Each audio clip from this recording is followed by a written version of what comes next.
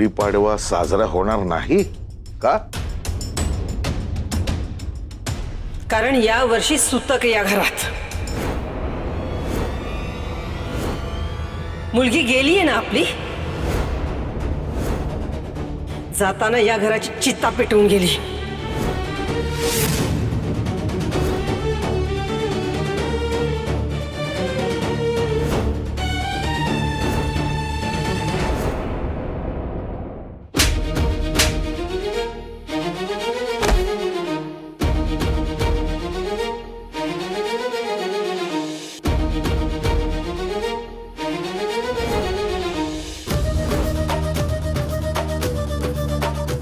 अगं हे बोलताना तुझी जीभ कशी काय चढली नाही का?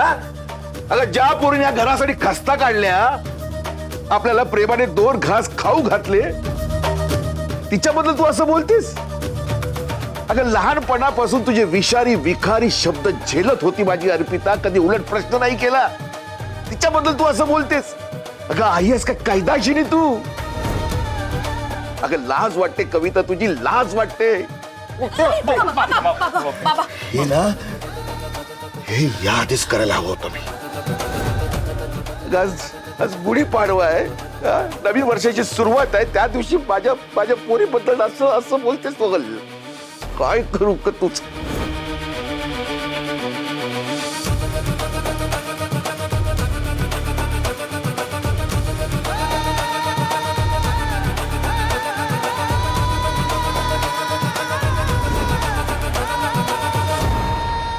ती जी साडी आहे ना, सगळ्यात आधी वर्षानुवर्ष आपल्या चाळींनी जपलेली मानाची साडी गुढीला बांधायची.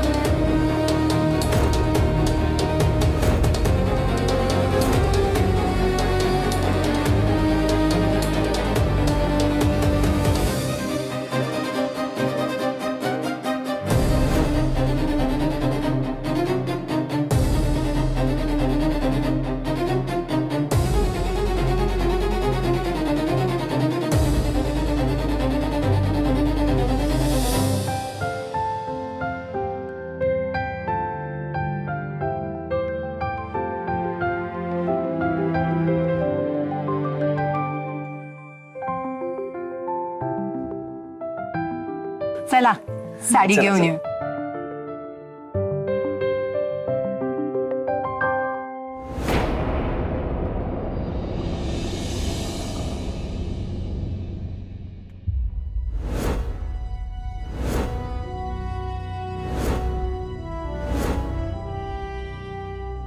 आजी ती मानाची साडी इथेच होती ना? अगं होती ना आता इथेच, दाखवले की मी तुला. कुठे गेली मग?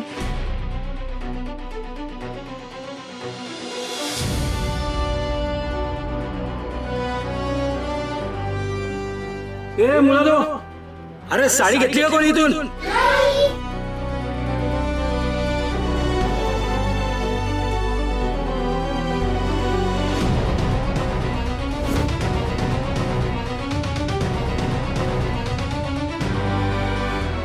काय हो चौधरी, काय झालं? हो, आपली मानाची साडी. साडी? इतक्या वर्षांची परंपरा असलेली मानाची साडी अशी अचानक कशी गायब झाली? हा अपशकुन नसेल ना?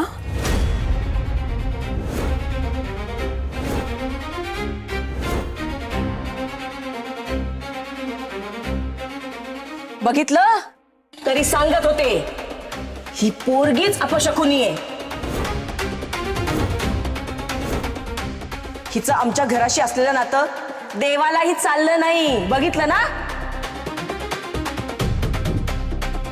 आणि या अपशकुनी मुलीचा हात गुढीला लागू नये, मला वाटतं ही गुढी मातेची सुद्धा इच्छा आहे.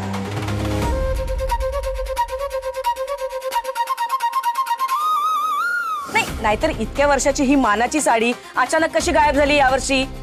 साडी इथेच असायची ना? तेच तर, मला वाटतं हा देवाचा काहीतरी संकेत असावा. हा, चाळीच्या फ्युचरचा पण प्रश्न आहे ना.